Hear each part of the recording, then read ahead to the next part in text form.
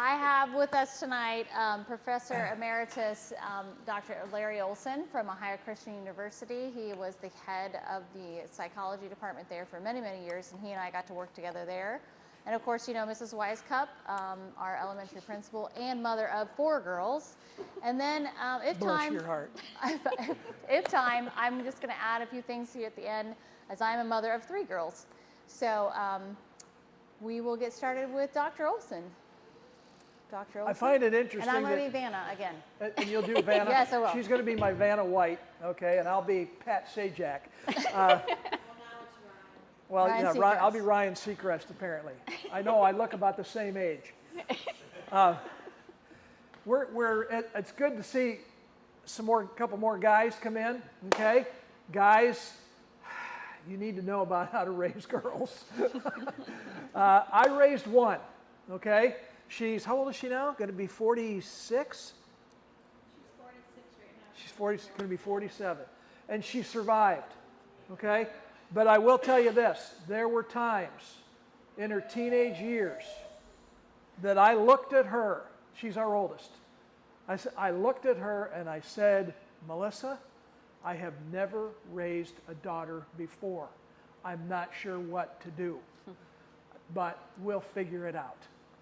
Okay, and that was all I could do in some instances. So we figured it out, and every once in a while she'll remind me of that. Ask me if I've figured it out yet, but no, I probably haven't. Okay, so we're talking about parenting with a purpose, or maybe parenting on purpose.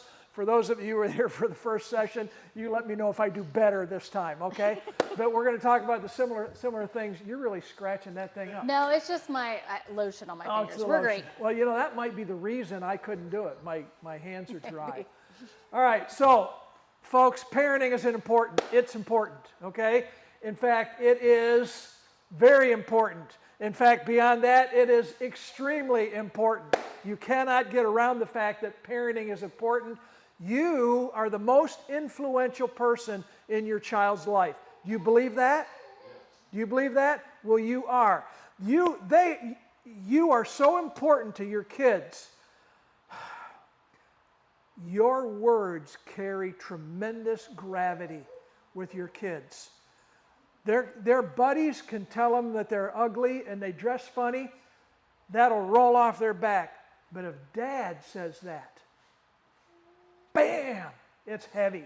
So that is so important for you to understand that you are the most important person in your kid's life, you parents. Okay, moving on, whether you think so or not. Grandparents can help.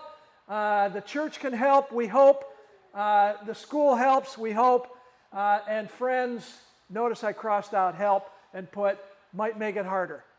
Friends can make it hard. If I flashed back to my days of growing up, my days of formation, in my teen years, I met up with 2 buddies named Pete and Lanny. And trust me, Pete and Lanny made parenting harder for my parents because I was suddenly hanging with Pete and Lanny. Okay? And my parents didn't know very much by that time. By the time I was 14 or 15, parents had really lost wisdom. You know, they didn't know much. And so your kids will go through that level too. Let's talk about this concept here. I'll try not to hurry through it. But everybody in this room has a concept of God. You have a view of God, okay? My professor in my master's program at Olivet Nazarene University, Dr. Joe Nielsen, presented this to me, and I bought it because I think it's so true, and I've used it for many, many years. Your view of God, whether you're aware of it or not, will dictate the way you live your life. Okay? It's reflected in your words, your thoughts, and your actions. Now, God, the God of heaven, the God of Israel, the God of Scripture, yeah, that's one thing, but God can be other things to other people. Maybe it's money. If money is your God, that's going to guide everything about you too. Okay? If money is entertainment, that's going to influence everything that you do. Anybody here really like NFL football? Anybody? Yeah. Go Bills. That's all I got to say. Okay? Go Bills. All right? Who's your team? Oh, wow. Wow. That's our He admitted that. Bold choice. that's our son-in-law's team. That's our son-in-law's team. We lay hands on them every Sunday. Okay? I grew up, we both grew up 70 miles south of Buffalo, New York, just inside Pennsylvania, so we're diehard, longtime Buffalo Bills fans. But sports can become a god, and it dictates your life. Your view of God will dictate the way you live your life. Okay? But yet it's the most changing yet stabilizing concept you had. Why is it changing? If we're talking about the God of the Bible, we learn new things about him all the time. Every time we read the scripture, there's something new that we could potentially learn about God and how he interacts with us, with man in general. So it's ever changing, but it becomes the bedrock foundation for your life. Okay? All right, 3 views of God. I've got 3 views right here. We have a prescriptive view, a principial view, and a permissive view. Prescriptive view says this: God has laid down certain prescriptions, and buddy, you better not violate those. And the Old Testament has instances like that. God says, don't touch that or you'll die. Don't do this or you'll die. That's highly prescriptive. God has those. Notice there's some overlap here in these. Over at the other end, we have a permissive view of God. Is that really the way God is? Does God just let you do whatever you want to do and he still loves you anyway? Maybe there's a little bit of that in there somehow, but generally speaking, that's not really a biblical view of God there, okay? But how about this one here? Principial view. Like I told the other group, don't look up principial. You won't find it. It's a word made up by Dr. Joe. But here it says God has laid out principles for us to live by. There is freedom to be ourselves, to be expressive, to do things, and not violate the principle that he has laid down in Scripture. That is a very freeing concept because we're not so uptight and we're not so loose and crazy, but we're somewhere in the middle and we can be ourselves in the middle of all that as God has designed us. Okay, let's move on. Maybe. All right, here's our goal. What's our goal in life? Start children off in the way they should go, and even when they're old, they'll not turn from it. I find that to be generally true.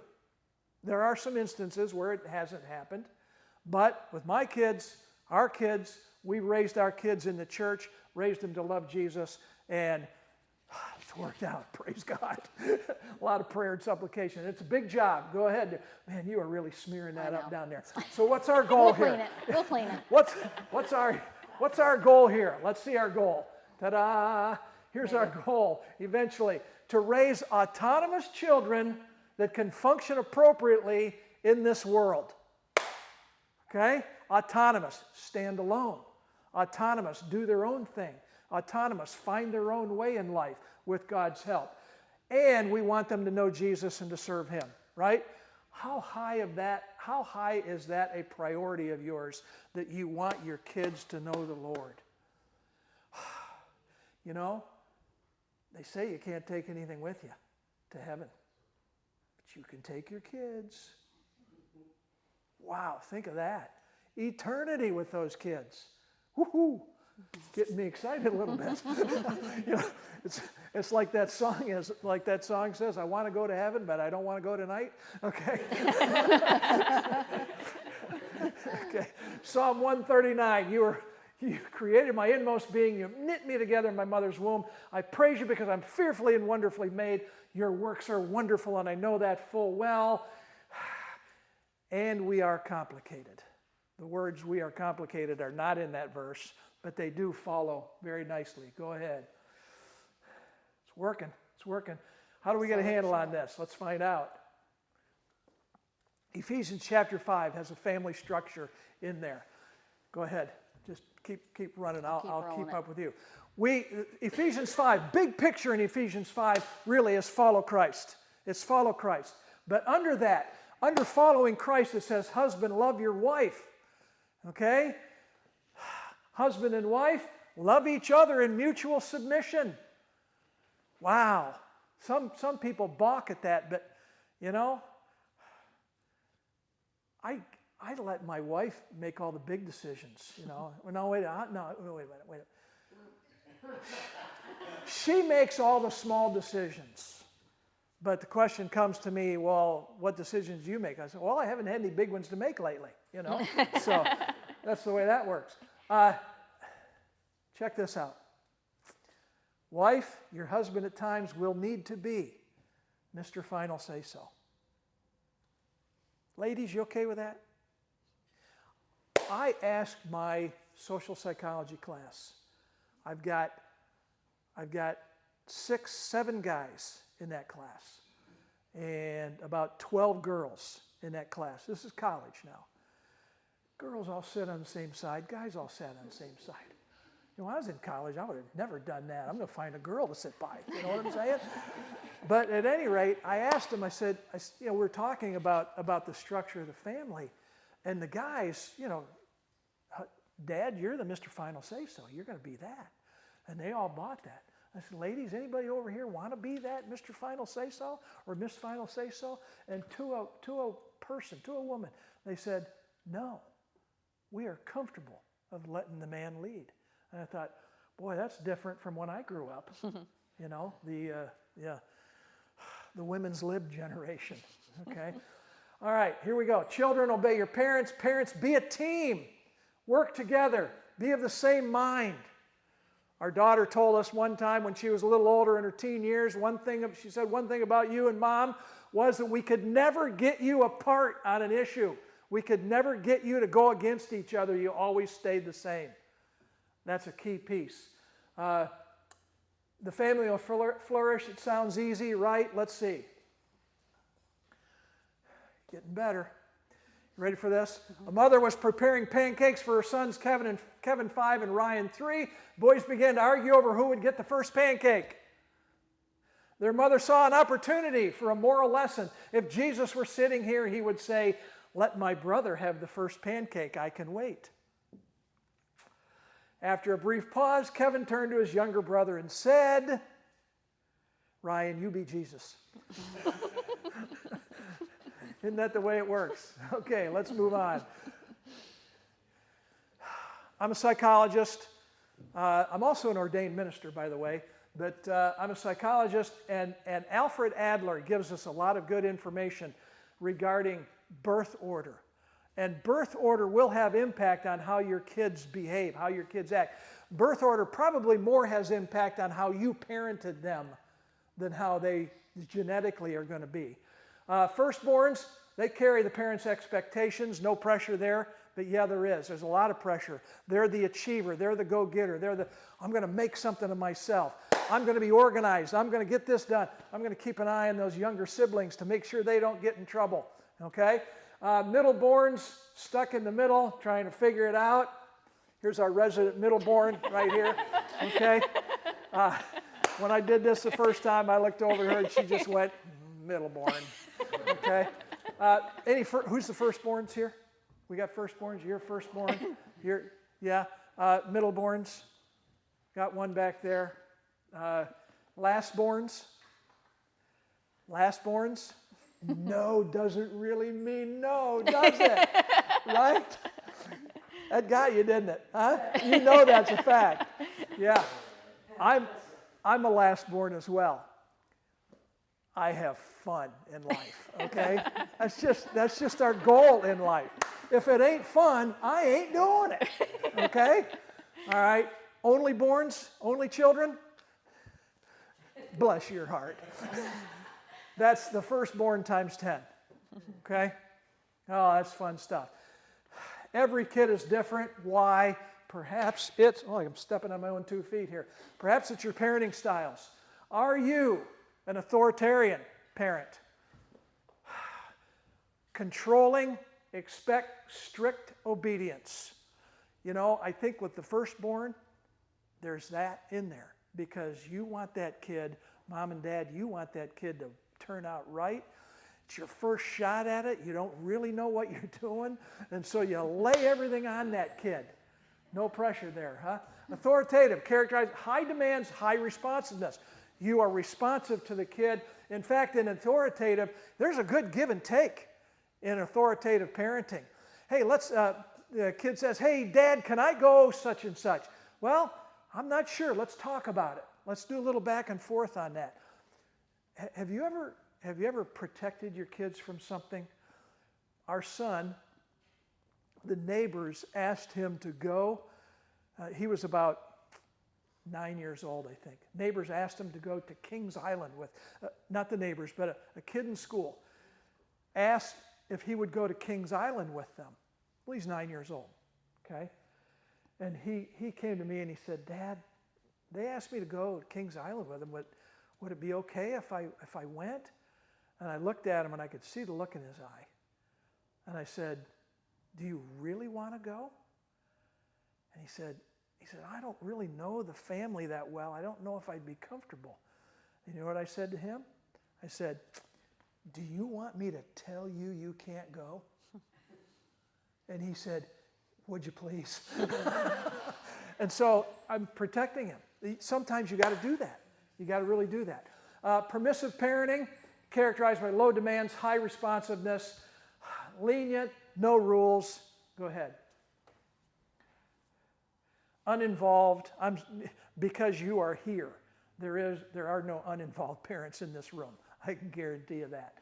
Question, did your parenting style change with each child coming on? How many of you have multiple kids? Okay. Did it change as it was coming along? Yeah, probably quite a bit. You're really smiling. I'd love to hear a story.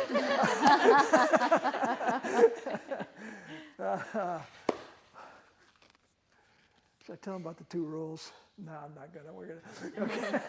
Okay. Let's toss in a little B.F. Skinner. Skinner was a behaviorist, full-blown behaviorist.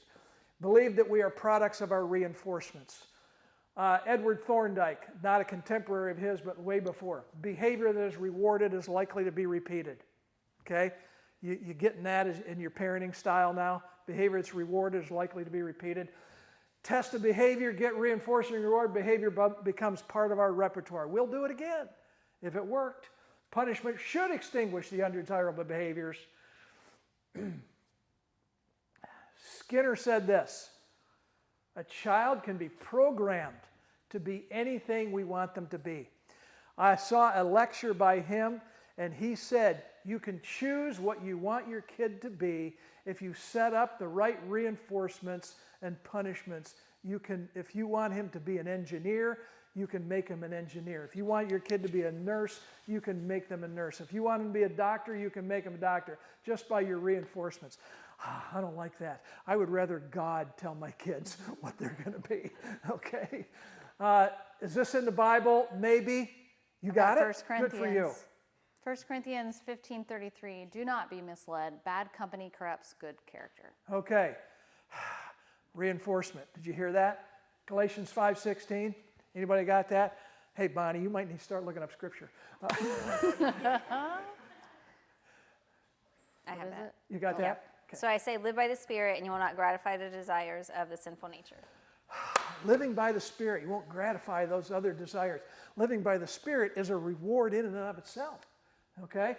Albert Bandura came along and he carried what Skinner said to another level because he added the cognitive piece of that. He added a way of thinking about your reinforcements. Go ahead.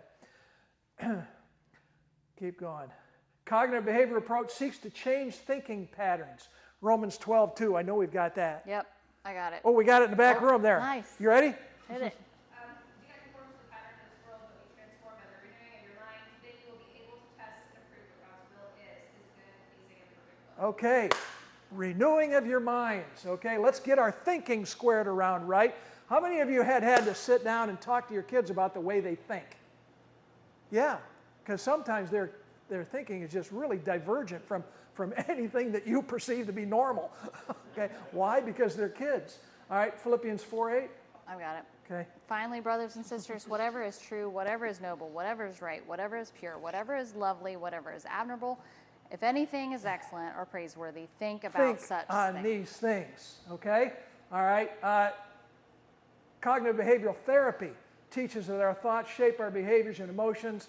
It involves self-reflection, taking responsibility. This is so, I didn't mention this first time, but this whole idea of taking responsibility. Oh, I just made it go away. Oh, How about man, that? see, you did it. See? Yeah, I made it go away. I didn't want it to go away. Okay? The whole idea of taking responsibility, that's what you want your kids to learn to do, is take responsibility, right? Okay, let's move on. Let's see if I can make it. Nope, can't. Side note, in reasoning with kids, we talked about this a bit, risk-taking.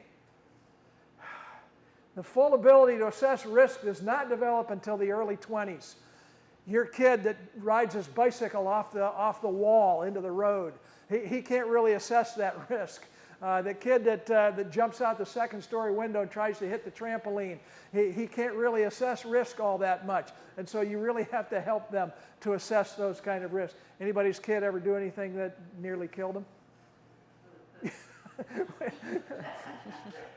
And she's the only child. Okay. I did some stuff that should have killed me. You know, it really. Anybody ever do anything like that? Come on, guys. You know you did. You know you did, right? Okay. Bandura also says we watch other people's behaviors. That's observational learning. And then we decide whether that's something we can do or should do or not. Okay? Involves the verb, we retain that information and then we replicate it. Paul encouraged us to do that, emphasize learning through the imitation of good models and avoiding bad models. Be imitators of me as I am of Christ, he said in 1 Corinthians. Question, how are we doing at modeling Christ for our kids?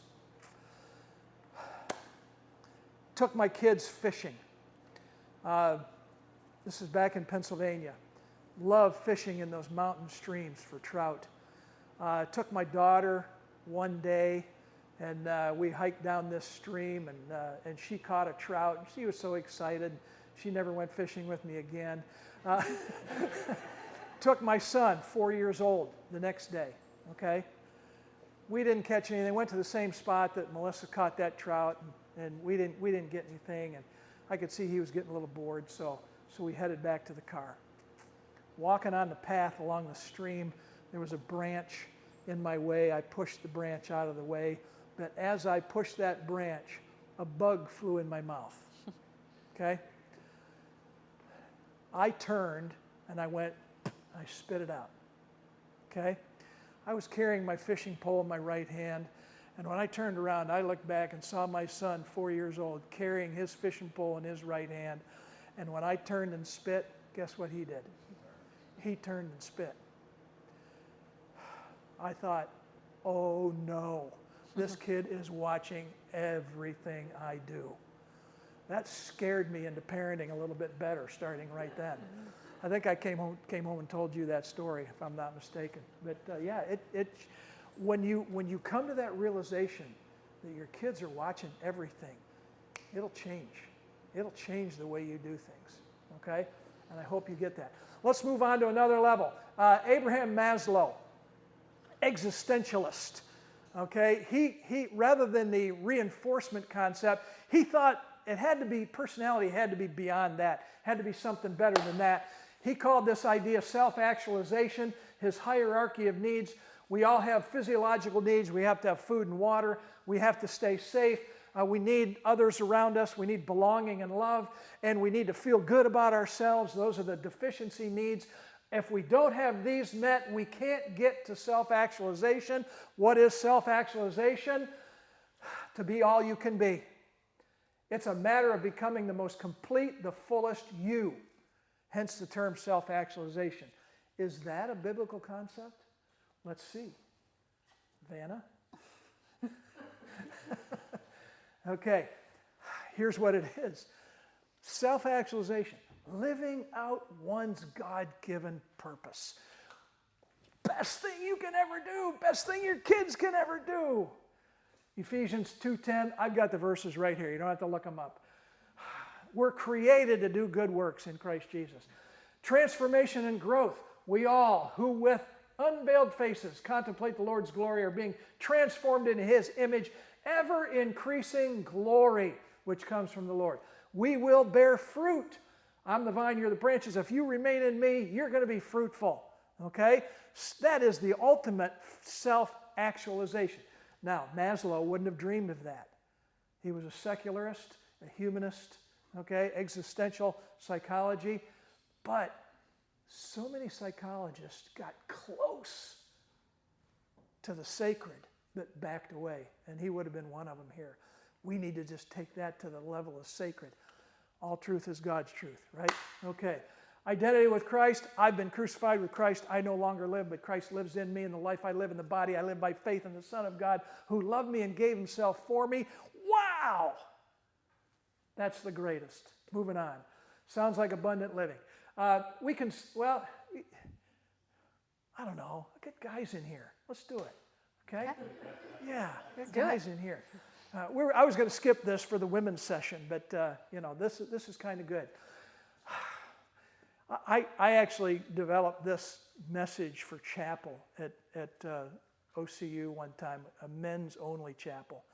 And this is kind of the preamble. Men tend to be mission focused. We pay closer attention, but for shorter periods of time.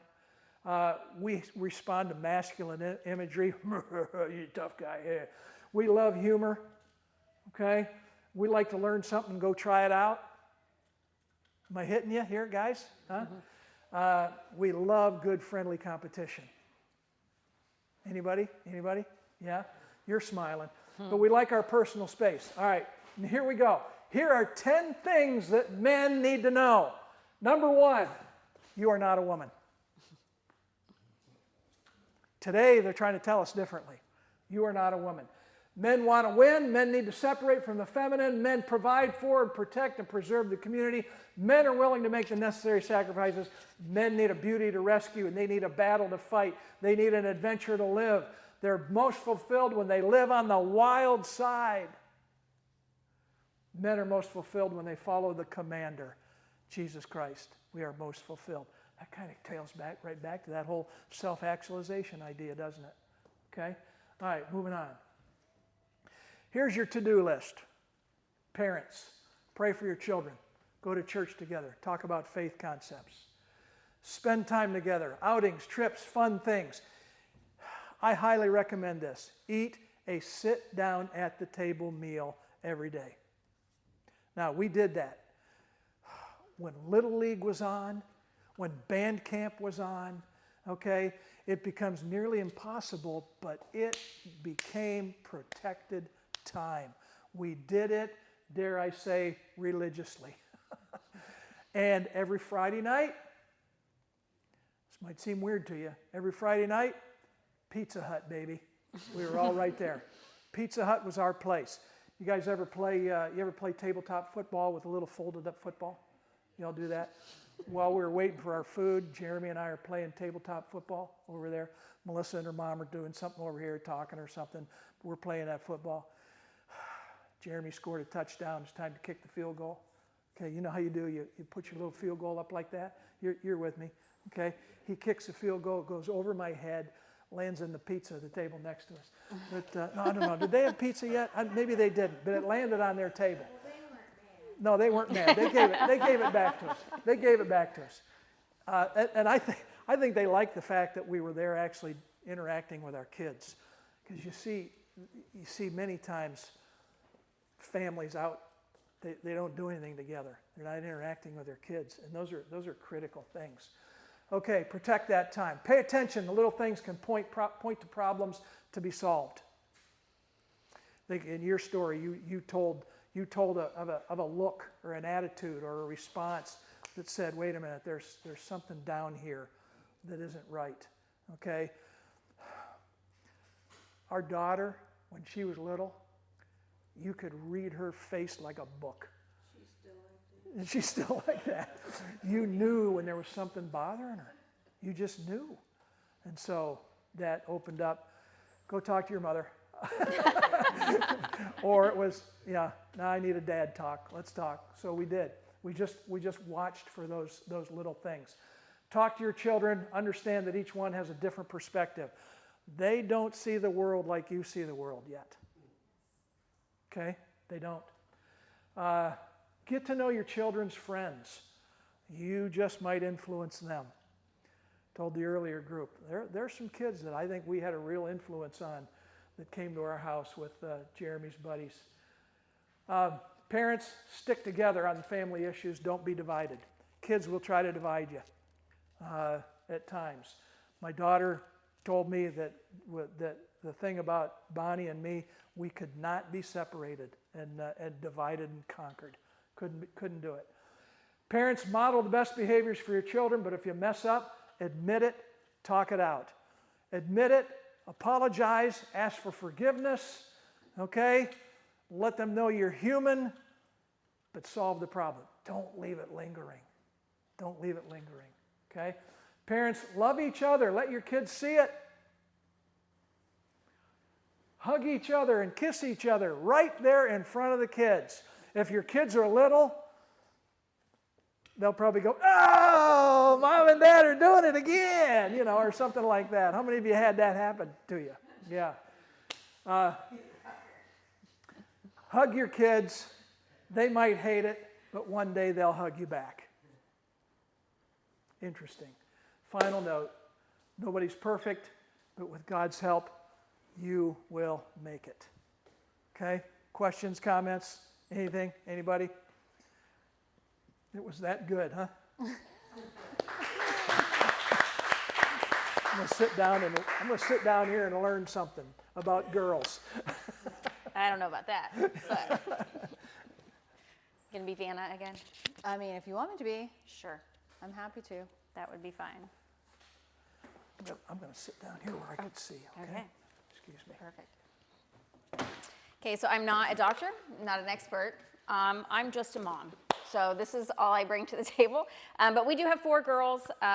They're 22. We have twins that are 21, and then our youngest is 11. So we've kind of, again, like the Beverleys have, we've got our bigs and then our little. So definitely different parenting styles as we've gone throughout. The 3 older ones will often talk about, I never got to do that, the things we allow Regan to do.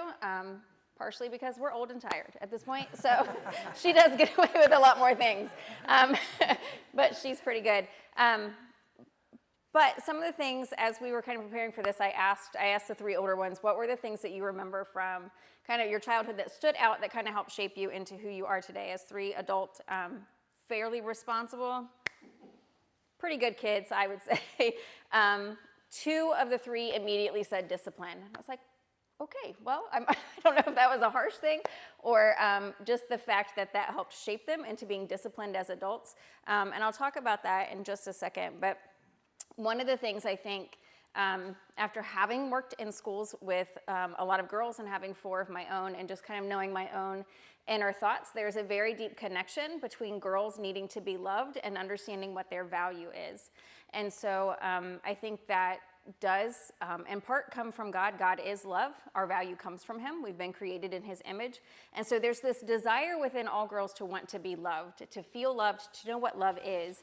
And so starting them off from a young age, knowing where that comes from is going to be very critical in how they grow up and seek love from others in different ways. And so really what I wanted to focus on were kind of some of those things that girls look for, the things that I know that I needed as a child, and the things that I've wanted to instill in our own girls so they would know where their value comes from and what love actually looks like. So what better day to do that than through Disney movies, because why not? But I'm a very visual learner, and so my girls often do get a little irritated when we watch movies because there's a lesson in everything, and so I like to point that out to them as we're watching them. We don't just watch movies for entertainment, but like, hey, did you catch that? This means.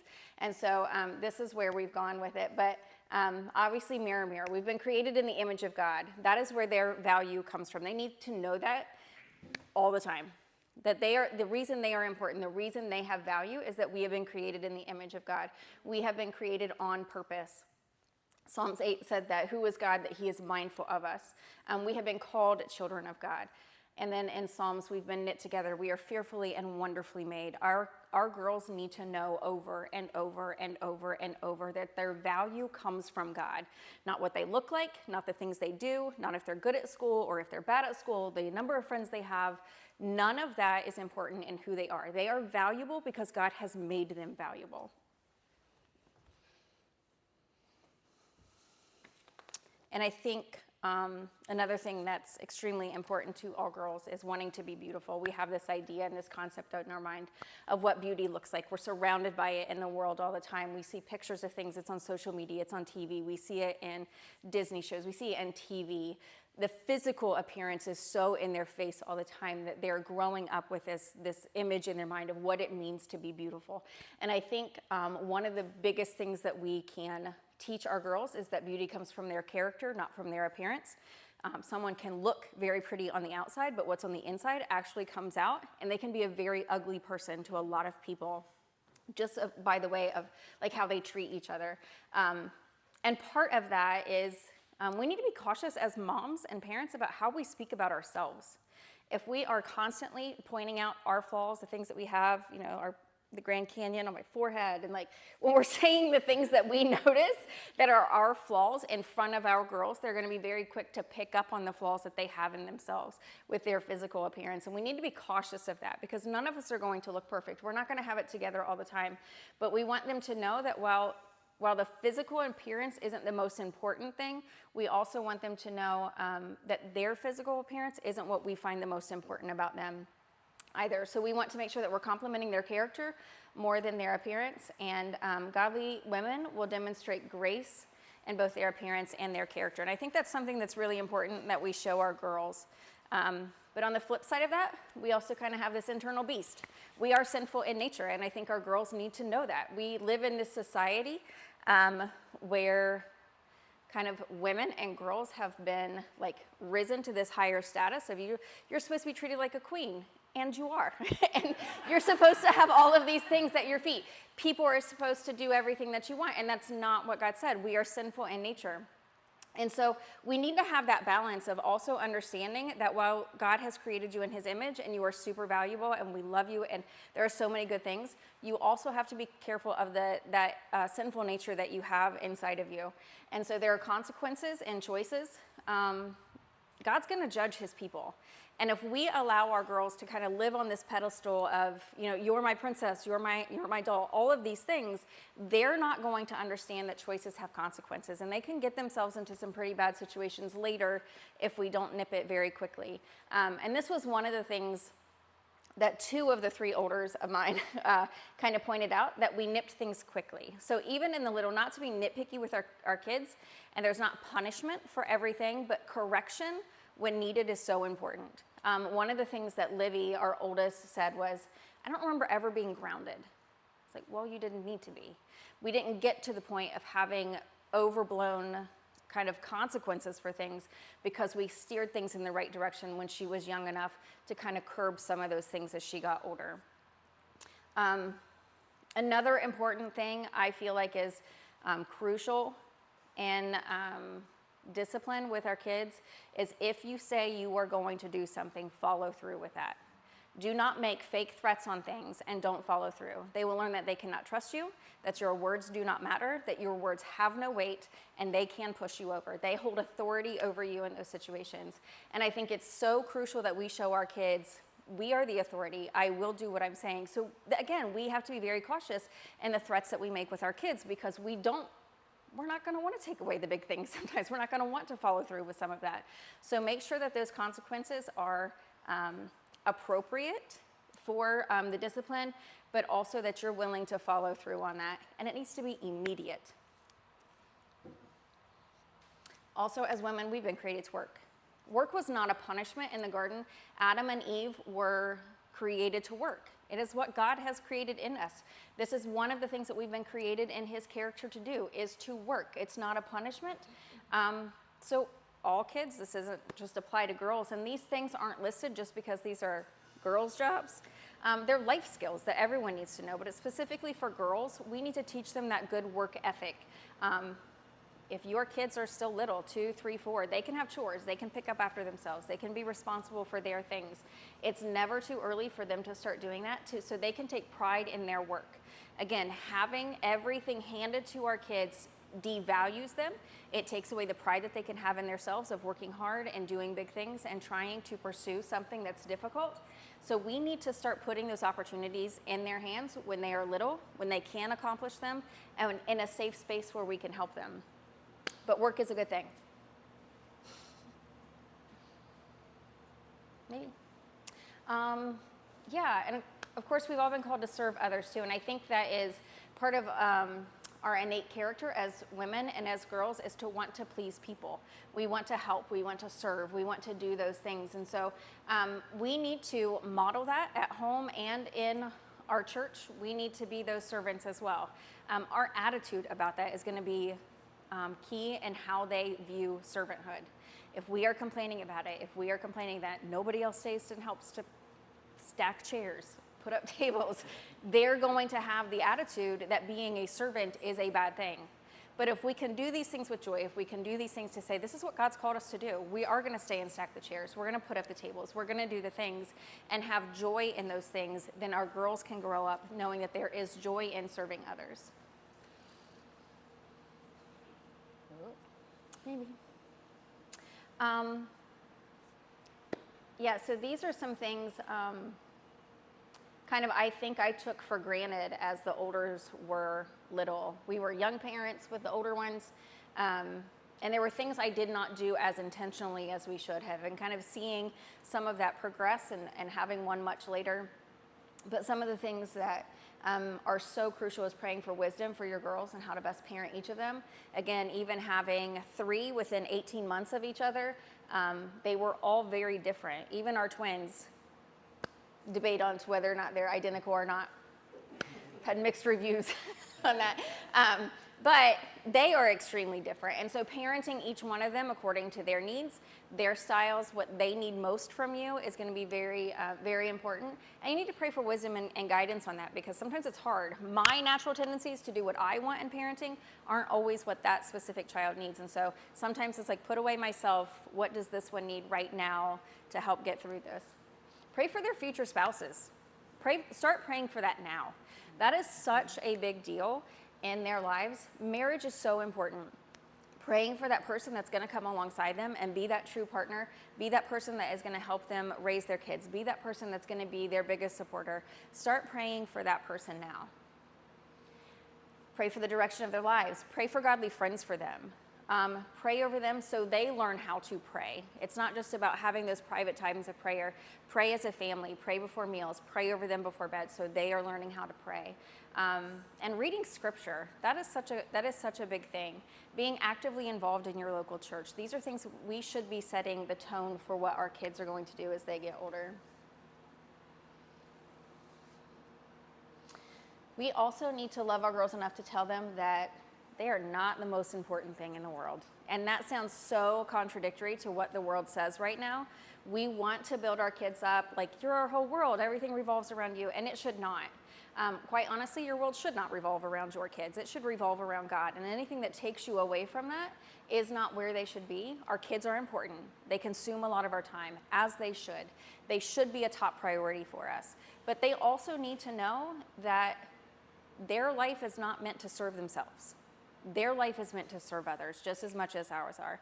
And so when we are teaching them from a young age, their perspective that their life is meant to serve others, it's not all about themselves, they can kind of develop a healthier attitude, even about their own value and their own life.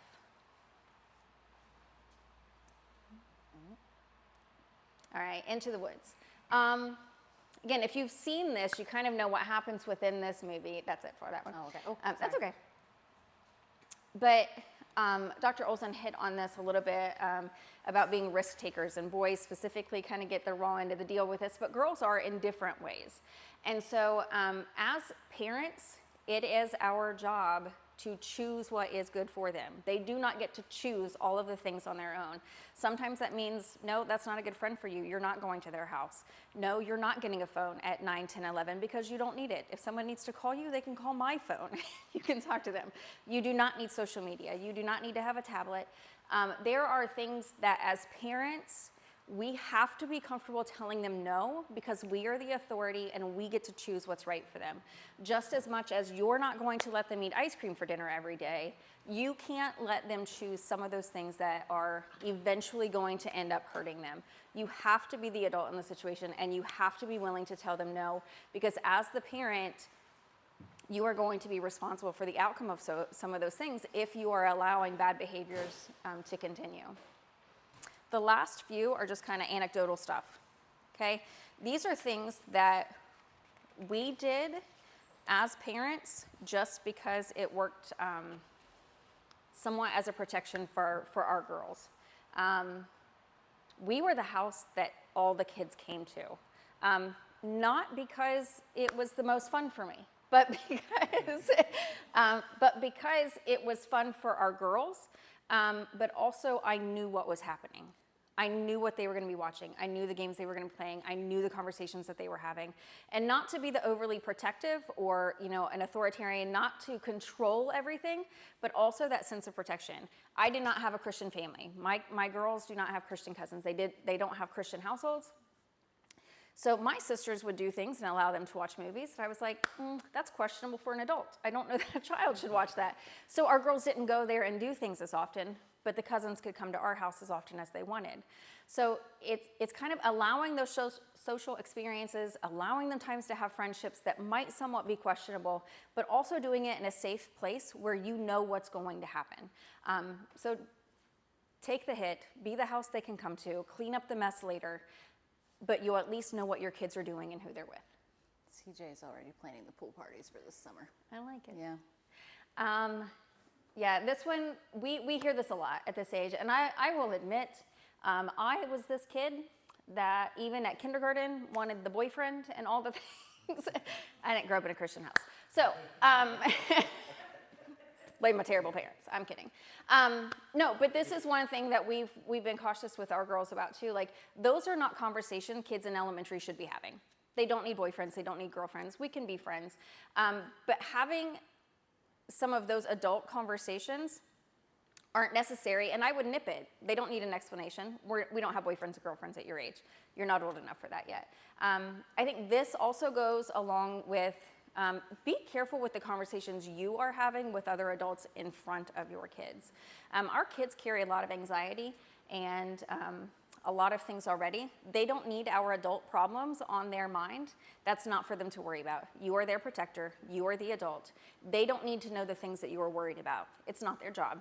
It's your job to protect them from that.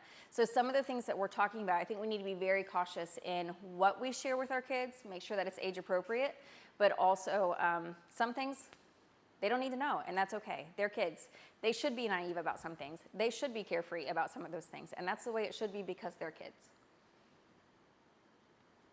Maybe. This was one thing. So the two said discipline, and the other one said we supported different interests and supporting hobbies. And those are those things. Jenny mentioned this in the last one of like finding those things that they're bent toward. What are they naturally good at? What are they naturally interested in? And push those in the right direction because God has gifted them with those things for a reason.